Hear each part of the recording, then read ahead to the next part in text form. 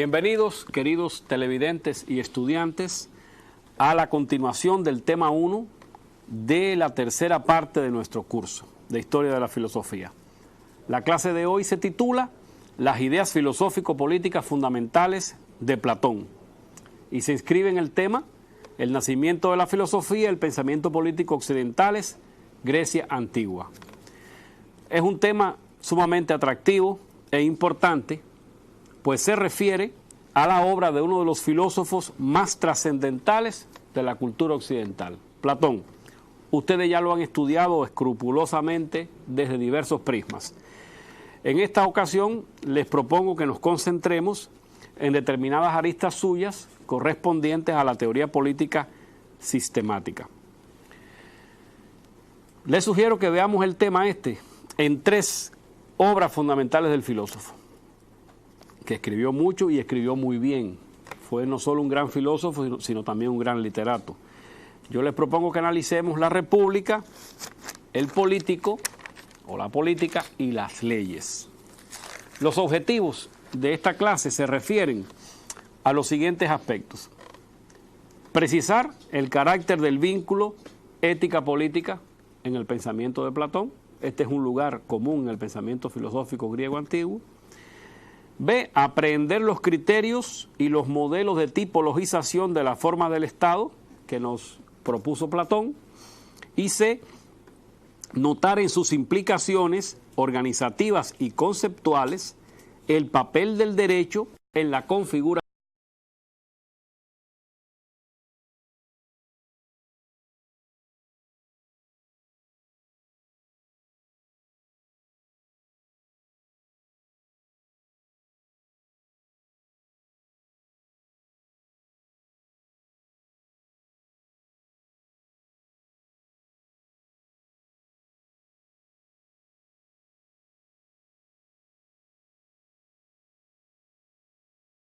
La verdad no se obtiene por mayoría, pues es episteme, es decir, conocimiento teórico, sistemático, que sobrepasa la biografía individual, requiere determinada dotación espiritual y determinada educación. De este modo, Platón nos señaló que las virtudes se educan y en las leyes, cito, dice Platón, digo y afirmo que quien quiera que sea, que desee convertirse en un hombre valiente, debe ejercitarse inmediatamente desde niño. Aunque sus puntos de vista acerca de la política variaron con los años, estableció un estrecho enlace entre la ética y la política. La vio asimismo a la política como el arte de hacer más justos a los hombres. Esa debía ser la finalidad del Estado. Y entendió que una vida personal verdaderamente ética es imposible sin virtud cívica, sin virtud política. De hecho, enlazó la virtud con la felicidad. ¿Cuáles son las ideas más importantes de carácter político promovidas por Platón en la República? En ese trabajo tan nombrado y que ustedes seguramente ya han revisado. En primer lugar, tengo que decirles que esta es una obra crucial, pero no para el pensamiento político, pero no porque pretendiera estudiar las polis griegas empíricamente existentes en sus características administrativas y demás, sino porque en ella Platón intentó definir al Estado ideal, al Estado modelo, partiendo de la situación crítica que confrontaban las ciudades-estado de su tiempo. Él pretendía la finalidad de evitar el desgobierno, los excesos y la corrupción, la decadencia, ajustando la vida pública a la naturaleza de la justicia que él consideraba inmutable y que consideraba eterna. Por lo tanto, es una obra que está enfilada a aclarar qué es la justicia en sí y cómo puede ser aplicada, de qué manera, en el estado ideal. Trata, por tanto, de la vida buena, de la vida recta, de la vida justa y del hombre bueno, del hombre justo, del hombre recto, así como de los medios para lograr ambos fines. En esta obra la vida política es vista como el terreno de una racionalidad, como ya ustedes ven, ética. Esta es una idea que les voy a seguir argumentando posteriormente. Para Platón, las personas no existen fuera del contexto de la polis. Sus virtudes morales se estructuran dentro de la polis. No hay un hombre premoral, no hay un hombre no moral. El hombre es un hombre político, un hombre de la polis, un hombre moral en ella. La polis ha de organizarse, por tanto, de acuerdo con el ideal de la justicia. Pero la concepción que nos propone Platón sobre la justicia es aristocratizante y desresponsabilizadora del individuo, ya que él hace de la política una relación entre quienes saben y quienes son ignorantes. Más bien, Platón nos propone que en política las decisiones han de dejarse en manos de los técnicos o de los especialistas. La opinión pública no tiene papel alguno para Platón. Ustedes saben que en su opinión la muchedumbre no puede ser sabia, la muchedumbre no puede ser filósofa. Lo conocen, ¿verdad? Ese planteamiento de Platón.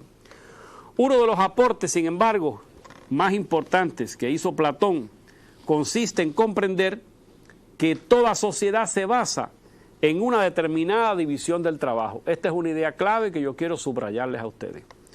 Es decir, los hombres entran en asociación para la vida común porque tienen necesidades que solo se satisfacen complementándose. Los hombres no se bastan a sí mismos. Tienen que intercambiarse servicios y objetos para satisfacer sus necesidades. En consecuencia, ¿qué es la política? Pues es el arte basado en un conocimiento exacto, ya que tiene naturaleza técnica de concordar a los hombres para satisfacer sus necesidades en la virtud. En opinión de Platón, cualquier comunidad humana, entiéndase la polis, que es la que él está estudiando y sobre la que él reflexiona, tiene que estar organizada según la idea de la justicia. Por eso la justicia es premisa del origen y de existencia del Estado. Ahora, ¿cómo él entiende la justicia? Bueno, pues, en su opinión, el Estado debe de estar constituido por 3 clases de ciudadanos en dependencia de sus aptitudes y educación. Estas clases de ciudadanos se apoyan en la teoría del alma que Platón elaborara y que ustedes ya conocen. Ustedes recuerdan que él separó en el alma 3 partes fundamentales, ¿verdad? La racional, la pasional y la apetitiva. ¿Cierto o no cierto? Bueno, su teoría del Estado se apoya en la teoría del alma. En razón de ello, los ciudadanos los clasifica, o sería más exacto decir, los componentes de la polis los clasifica en 3 categorías. La categoría superior es la clase de los gobernantes, que está compuesta por los sabios, por los conocedores, por los virtuosos. Ellos corresponden al aspecto, al plano racional del alma, y su virtud más importante es la sabiduría. La siguiente es la de los custodios o guerreros, que corresponde al lado pasional del alma. Su valor más importante es la valentía, valga la redundancia, y de ellos Platón subraya una idea que yo quiero citarles a ustedes. Dice Platón: los guardianes del Estado deben vigilar que no se deslice a escondidas la corrupción, pues al hacerse poco a poco habitual, ella no hace más que insinuarse en las costumbres y en los usos, de los cuales, creciendo, progresa hasta las relaciones recíprocas, y de estas pasa a las leyes y a los estados, hasta que finalmente trastorna todo, tanto en la vida privada como en la vida pública. Es una idea interesante, ¿verdad? Una idea para respetar. Justamente eso les dice a ustedes que el papel que él le atribuyó a los guerreros es no solo exterior, es también hacia el interior de la polis. La tercera categoría es la de los que realizan las demás actividades como el comercio, la agricultura, la artesanía, etcétera, que son ciudadanos de segunda categoría, porque realmente la única función que Platón les otorga es la de la obediencia y la de la anuencia frente a los que detentan el poder. Esta clase, a ella le corresponde valores tales como la templanza, es decir, la moderación, la continencia. Platón, cuando habla de la templanza, ¿qué nos está queriendo decir? Yo quiero citarles también porque esta es una idea sumamente interesante. Es una especie de orden y de dominio sobre los placeres y sobre los apetitos. Es decir, es moderación, es continencia. Todas las clases del Estado deben de compartirla, pero particularmente esta tercera clase, los cuales deben ser obedientes, estas personas, y están excluidos de la política en tantos sujetos. Son simplemente objetos de la política. Por tanto, ya se ha conformado en esto que yo les he dicho a ustedes, que entendía Platón por justicia, pero para aclarárselo mejor, les voy a referir uno de los párrafos más interesantes sobre este tema que escribió Platón.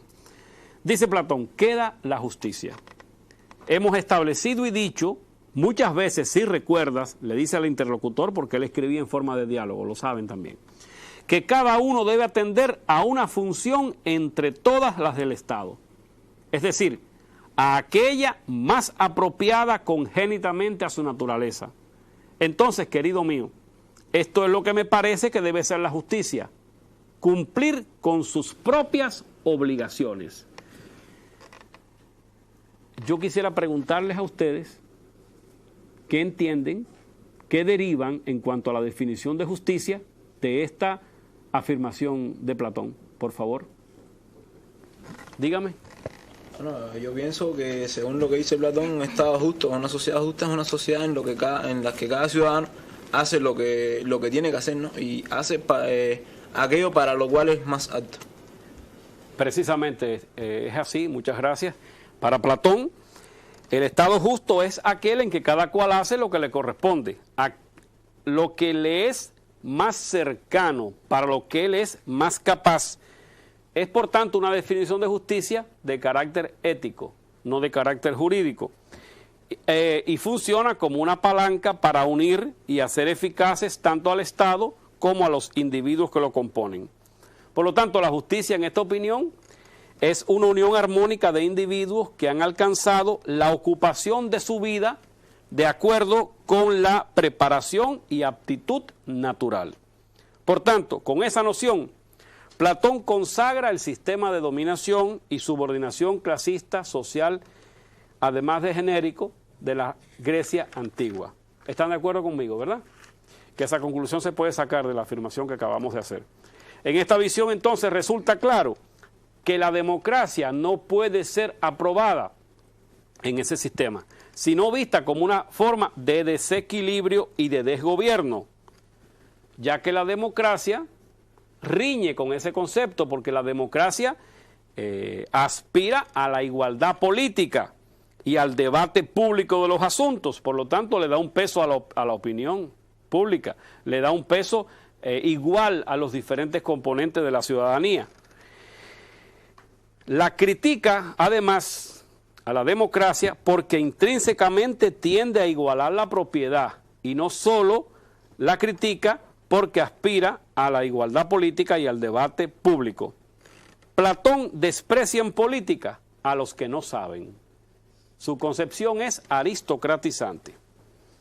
Ustedes también conocen seguramente que Platón nos propuso en la República una utopía sociopolítica. Es decir, un modelo al cual debía de ajustarse el estado ideal según la noción inmutable y eterna de la justicia. ¿Cuál es la médula de esa utopía? Bueno, en primer lugar, hay que decir que es la eliminación de la riqueza y de la pobreza mediante la supresión de la propiedad privada en las dos clases superiores del Estado, para que esas clases atiendan con moderación, con templanza y eficacia las tareas que les corresponden. Es decir, Platón no está hablando de liquidar en toda la sociedad la propiedad privada, sino sencillamente de que las clases superiores, las que hacen política, no conflictúen de manera, es decir, sobre la base de no poseer de manera privada ninguna propiedad. Este es un criterio que Platón con el tiempo lo va modificando, pero es un elemento esencial en su utopía. Son los gobernantes y los guerreros los titulares de la ciudadanía. de manera real. Y ellos deben recibir los medios de vida, pero no poseer nada a título privado. Los artesanos, los labradores, los comerciantes serán excluidos de la política y sí podrán poseer propiedades a título privado. El otro rasgo básico de esta utopía es la abolición de la vida familiar para que la mujer de las clases superiores participe en las actividades del Estado. Los hijos serán educados por el Estado como en una gran familia. Ahora bien, las demás mujeres son excluidas, pero de todas maneras, de manera orgánica, Platón concibe a la mujer también como una persona o un ciudadano de segunda categoría, la que es dada en matrimonio por los hombres y es administrada y movida por las manipulaciones masculinas. Y el tercer rasgo, y no menos importante, es que el gobierno será entregado a los sabios, a los filósofos. Frente a esta idea de justicia, como ven, ideal, los estados, las polis existentes eran vistas como deformaciones, como degeneraciones, a las que se arribaba en un ciclo de esplendor y de decadencia, porque se comparaban con este modelo que él había diseñado. También los individuos que formaban parte de esas polis eran examinados como deformados morales, en virtud del estrecho enlace que se establecía entre la vida privada y la vida pública. Esa es la razón por la que la primera clasificación de las formas del Estado que Platón nos propone analiza los estados como degeneraciones de ese modelo ideal. ¿Cuáles son las formas del Estado corruptas que él diferencia? Bueno, las siguientes. En primer lugar, lo que él denominó en esa obra la timocracia. ¿Qué significa timocracia en el lenguaje platónico? Pues el gobierno fundado en el honor y la gloria, cuando los gobernantes se apropian de la riqueza, los bienes de los ciudadanos y por tanto los valores que predominan en los hombres de la polis son los del ambicioso, los del envidioso, los del prisionero de la codicia, los del amante de mando y de honores. Por tanto, en una sociedad timocrática, los sabios no tienen ningún lugar. De los sabios se desconfía. Esta es una caracterización muy interesante del mundo griego. El segundo tipo de Estado deformado es la oligarquía. ¿Qué entendió Platón en la República por oligarquía? Presten atención a esa definición. A diferencia del Estado timocrático, en el gobierno oligárquico son los propietarios los que se adueñan del poder político. Por tanto, es un Estado donde quienes gobiernan son los ricos que viven de sus rentas.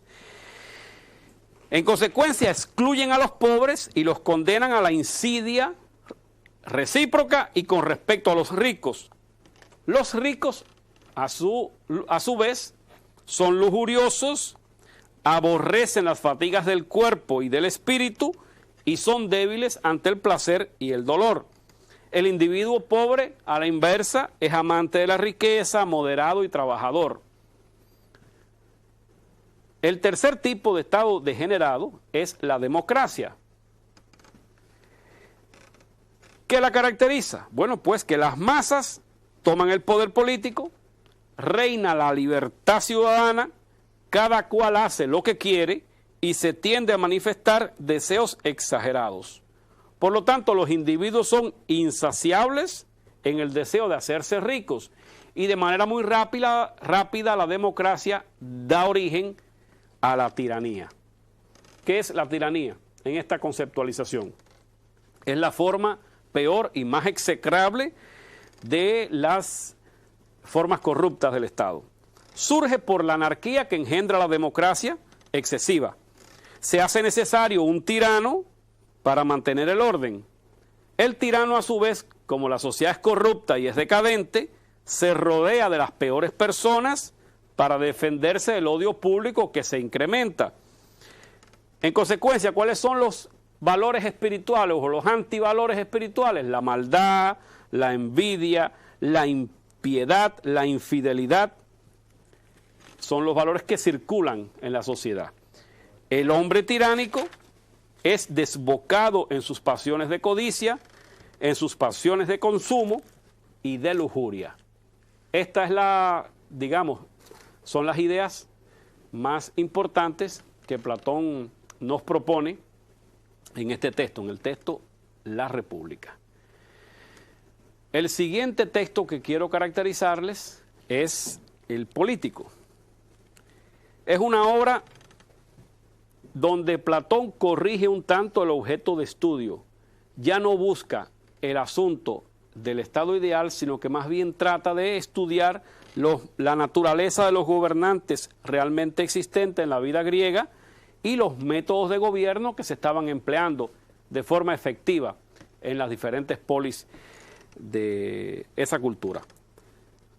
Platón nos proporciona en esa obra conclusiones sumamente interesantes y sumamente importantes.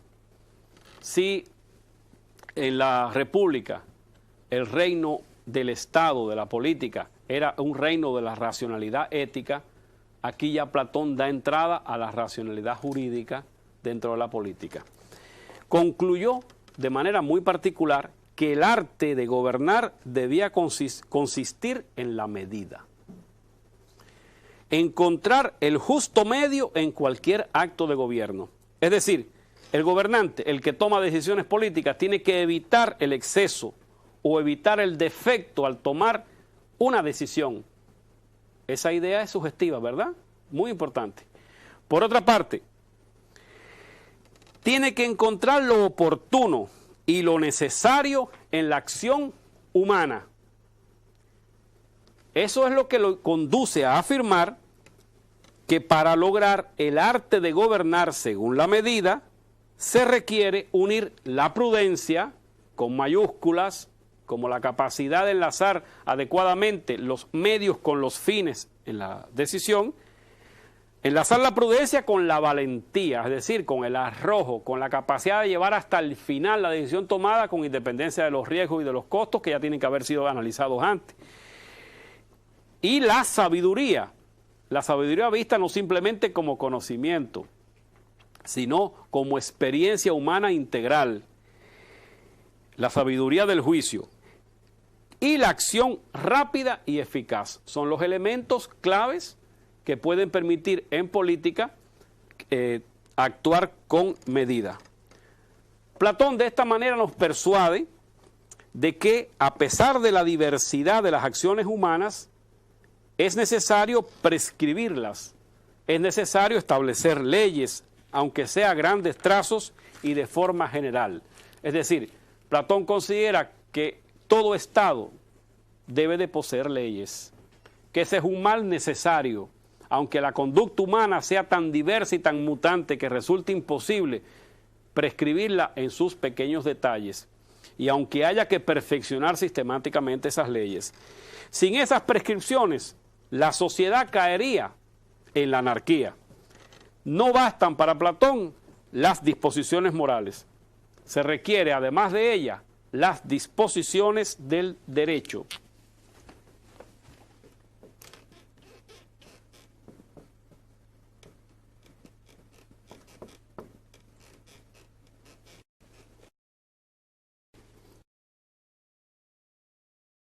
Esa es una idea clave, es una idea que tiene una importancia incluso en la contemporaneidad. Las leyes jurídicas son necesarias. Una vez establecidas las leyes y las normas consuetudinarias han de ser observadas para que no ocurra la ruina del Estado.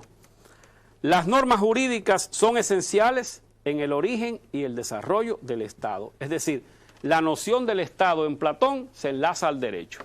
El Estado es y ha de ser, según Platón, un Estado de derecho. Es esta, entonces, esa idea, la idea del derecho, la fuente que inspira a Platón para proponernos una nueva clasificación de las formas de los gobiernos realmente existentes. La actitud de los gobiernos realmente existentes frente al derecho. Y esta nueva clasificación también en ella nos distingue formas puras de formas impuras. Formas puras, repito, de formas corruptas.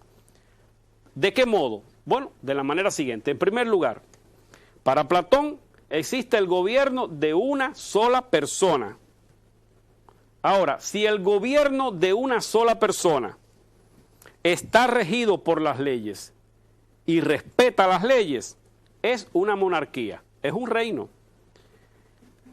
Es una forma pura, es una forma legítima. Ahora, si en ese gobierno regido por uno solo, o no hay leyes, o no se observan las leyes, es la tiranía, que es una forma corrupta. La segunda forma del Estado para Platón es el gobierno de los pocos. Si ese gobierno se atiene a las leyes, es una aristocracia, es una forma pura, pero si no, es la corrupta oligarquía. Se dan cuenta que aquí hay otra definición de la oligarquía y otro criterio con respecto a la república. Y la tercera forma es el gobierno de los más, de la mayoría. Según las leyes, cuando este gobierno, repito, tiene leyes o se observan las leyes, es la democracia. Su corrupción es también la tiranía. Ahora bien, entre los gobiernos empíricamente existentes, él valoró como mejor a la monarquía y como peor al tiránico. A la democracia le asignó el título de menos malo entre los gobiernos desordenados. Es decir, sigue manteniéndose la actitud despreciativa frente a la democracia. Hasta aquí son las ideas que le quiero caracterizar de este trabajo tan importante de Platón. Pasemos a las leyes, al tercer trabajo que del cual quiero hoy hablar. En esta obra, Platón continúa desarrollando el mismo tema, el papel de la norma jurídica en el Estado bien ordenado. Así señala que en el Estado la ley jurídica es suprema y a ella han de someterse tanto los gobernados como los gobernantes.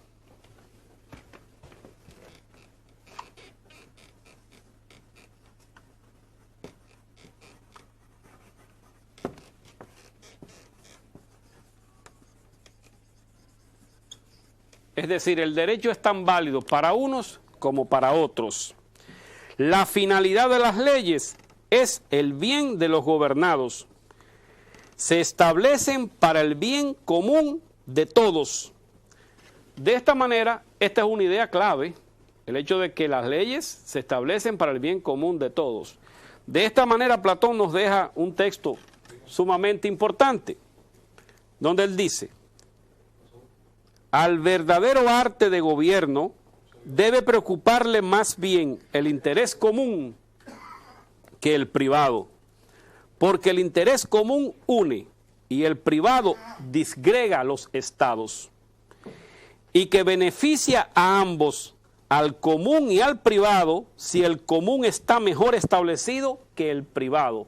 Esta es una idea, creo que sumamente importante, que Platón nos aporta en este trabajo. Un Estado bien ordenado, según esta lógica, debe contener entonces leyes y sanciones penales también. Las leyes diferencian al hombre del salvaje, del animal salvaje. A propósito, Platón nos propone la siguiente idea: donde la ley se halla avasallada y sin autoridad, ahí veo yo aparejada la pronta ruina del Estado. Donde ella es soberana de los gobernantes y los gobernantes servidores de las leyes, percibo la salvación y todos los bienes que los dioses concedieron a los estados. Por favor, yo quisiera que ustedes fueran tan amables de proporcionarme una interpretación de este texto tan interesante de Platón. ¿Sí? Bueno, pienso que Platón en esa frase se refiere a lo que usted nos estaba hablando ahorita mismo, que es que tanto los gobernantes como los gobernados deben deben como que observar estas leyes, ¿no? Ponerlas en práctica, tanto uno como los otros, porque a fin de cuentas ellos forman parte de la sociedad, los dos grupos, por decirlo de algún modo.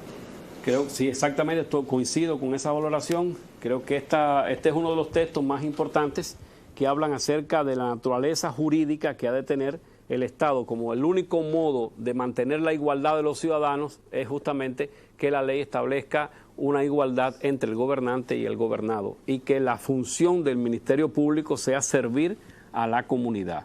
Esta es una idea clave, lo que en absoluto niega el condicionamiento socioclasista, étnico y genérico que tiene el ideario platónico sobre la política, del cual hemos hablado. Muchas gracias por la respuesta. La ley, por lo tanto, dice Platón, no solo debe mandar, sino que también debe educar, debe convencer, debe persuadir acerca de su propia bondad y de su necesidad. Por eso es que Platón recomendaba que todas las leyes tuviesen una introducción didáctica donde ella se justificara frente a los ciudadanos, porque la virtud, compañeros, se aprende. Esa es la idea de Platón, ese es el origen de toda esta conceptualización. Y así él nos dice, educación es aquello que desde niños encamina hacia la virtud, haciéndonos deseosos y amantes de convertirnos en ciudadanos perfectos, que saben mandar y que saben obedecer con justicia. Creo que es una conceptualización suficientemente clara la que nos planteó Platón acerca de la necesidad de que la ley eduque, de que la persona se socialice en los valores de la polis para que pueda integrarse a la vida política ciudadana con los mismos derechos. Siguiendo esta lógica, se sobreentiende entonces que el castigo no pueda concebirse en este marco conceptual como una venganza de la polis, sino como una medida para corregir al culpable, separándolo de la injusticia y conduciéndolo a amar y a observar la justicia. Creo que vuelve a resaltar el papel educativo que tiene la ley, incluso cuando la ley trata de sancionar al violador de la justicia. Miren, Platón tiene un texto sobre esto que no puedo dejar de citar. Dice él, ninguna pena infligida según la ley se ha establecido para causar mal, sino que o convierte en mejor a quien la sufre o impide que empeore. Creo que hay una conceptualización profundamente humanista y muy racional acerca de la pena. No podemos olvidar que para Platón el ejercicio de la virtud es idéntico a la felicidad. Ya él había sostenido en la República, cito, que el alma justa y el hombre justo vivirán bien, y mal el injusto. Pero quien vive bien es feliz y bienaventurado, y quien no, al contrario. Luego, el justo es feliz, el injusto, mísero. Luego, Divino Trasímaco, que es su interlocutor, nunca beneficia más la injusticia que la justicia. Yo quiero insistir en esa idea porque esta es una idea que no se comparte luego en la civilización occidental, pero que se defendió en el contexto griego. ¿Alguien pudiera darme una interpretación? Por favor. Bueno, ahí se expresa muy claro que el que vive una vida justa y correcta será feliz consigo mismo y será feliz en su vida, ¿no? Y el que sea injusto será todo lo contrario. Es decir, se nota entonces hay una justificación de la ética que sale de la propia comunidad, que no se genera de ninguna fuente extraterrenal ni divina, ¿verdad? Sino que parte de la misma unidad de la vida cívica, pública y la vida privada. Creo que esa es una idea trascendental en el pensamiento platónico en cuanto al enlace de la virtud ética y la virtud política. Quiero que por favor presten atención a ese elemento que es singular en el pensamiento platónico. Las leyes entonces han de educar al ciudadano desde la infancia, no por métodos supersticiosos e inhumanos, sino mediante la persuasión y la creatividad. De esta manera, escuchen este texto. Quien reúne una recta educación y un natural feliz suele transformarse en un animal sumamente divino y afable, pero insuficientemente o mal educado, se transforma en el más feroz entre todos los que la tierra produce. Por ello, el legislador debe preocuparse en que la educación de los niños no se convierta en algo secundario o que pueda descuidarse. ¿Tiene importancia o no tiene importancia la idea platónica? Tiene un valor imperecedero. Por eso la he traído, para que ustedes la mediten y la hagan suya, porque creo que es una verdadera revelación para el pensamiento político que se ha mantenido como una conquista de esa cultura que hoy estamos aquí comentando. Es en esta obra, además, donde Platón también nos propone el principio de la forma mixta de gobierno como solución a los conflictos y para que se garantizara estabilidad política. La forma mixta de gobierno, según Platón, debería combinar principios de diferentes tendencias políticas para lograr armonía. El monárquico, a fin de obtener sabiduría, y el democrático de amplia participación para que hubiese más libertad en la sociedad. Esta es una idea también con mucho impacto cultural posterior, es una idea que se rescata en el pensamiento moderno, que tiene un peso en las constituciones de la primera etapa del liberalismo. Platón comenta a propósito que es necesario no constituir poderes grandes y no mixtos. Es menester, entonces, que el Estado participe de las dos, monarquía y democracia.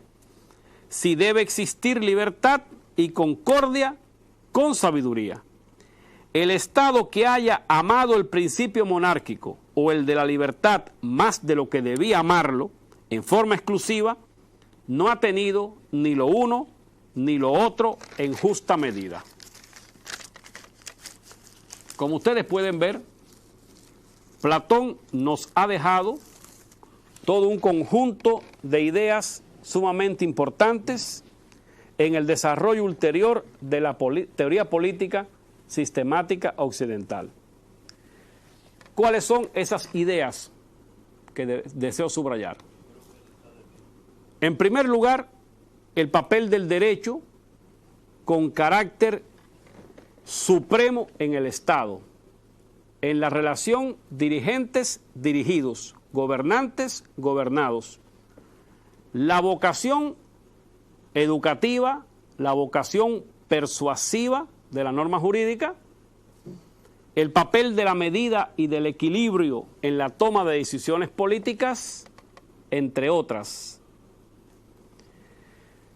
Quiero llamarles la atención sobre que el ideario platónico entonces comparte la condición de apoyar también un modelo de dominación socioclasista, así como de opresión, exclusión de la mujer, del pobre, del extranjero y de los bárbaros. Bien, para comprender más a fondo esta recapitulación, yo quiero preguntarles, ¿hay algo de socialismo en la utopía platónica política? Por favor. Yo pienso que no, porque el socialismo se plantea la igualdad de derechos para todo el mundo.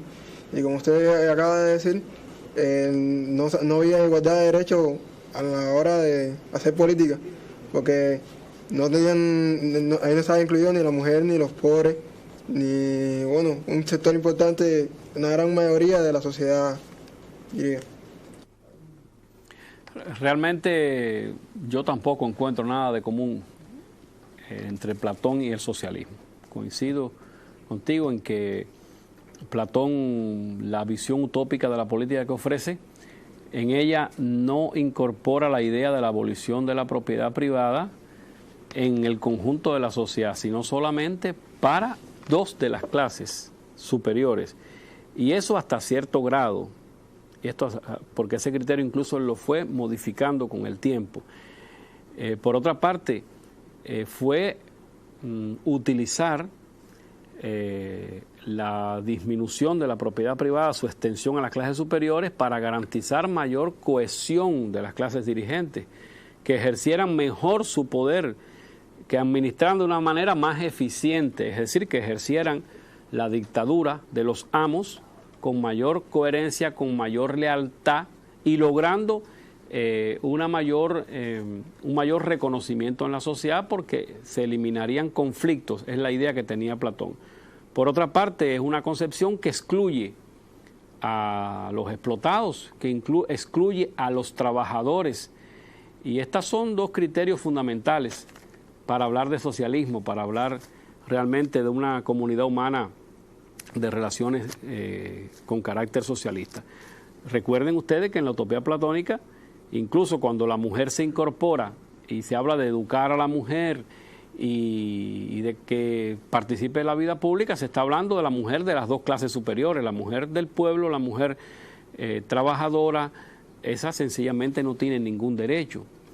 En consecuencia, creo que cuando se afirma esta idea, en parte se encubren algunas malas intenciones de emparentar a Platón con el socialismo para achacarle al socialismo la idea de la comunidad de mujeres y la idea de la abolición de la familia, cosa que tampoco le es inherente al socialismo. Quería dejar eso aclarado.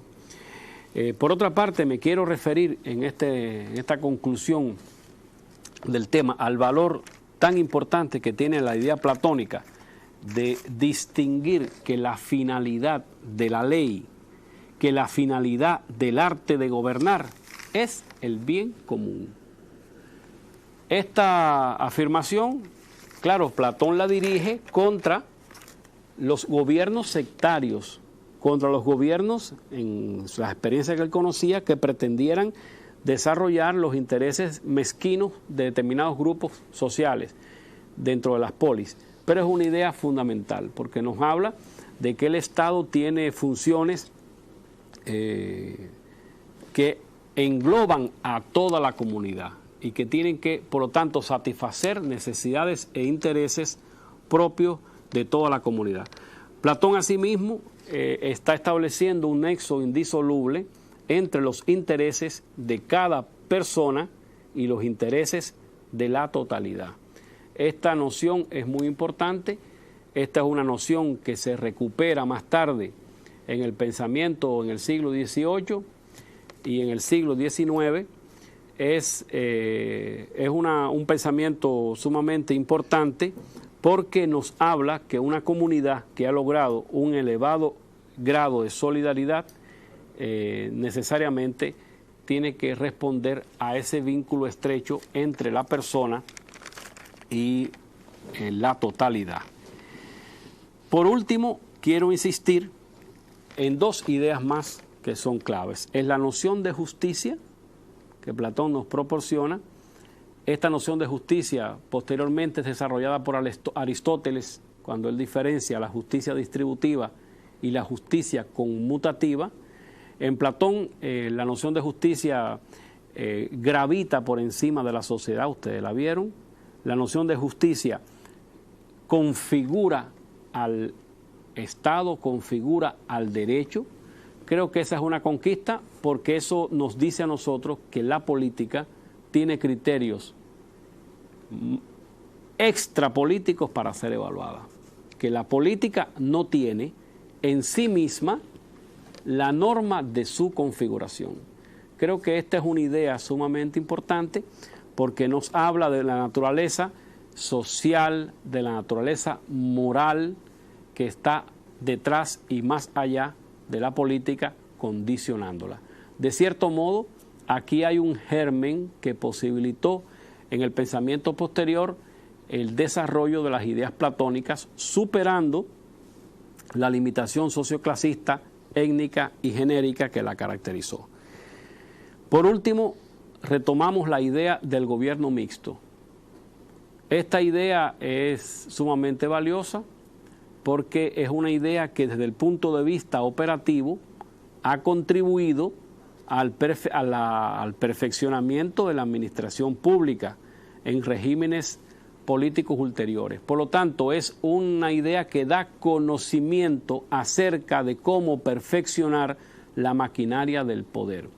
Yo tengo que decirles también que Platón no diferenció suficientemente entre forma de gobierno y forma de Estado.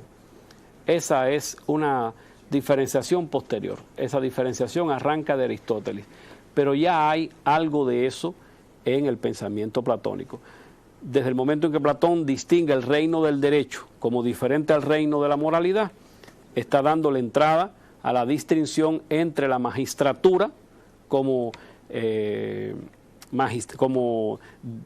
gobernantes que ejercen determinadas funciones y la totalidad del Estado.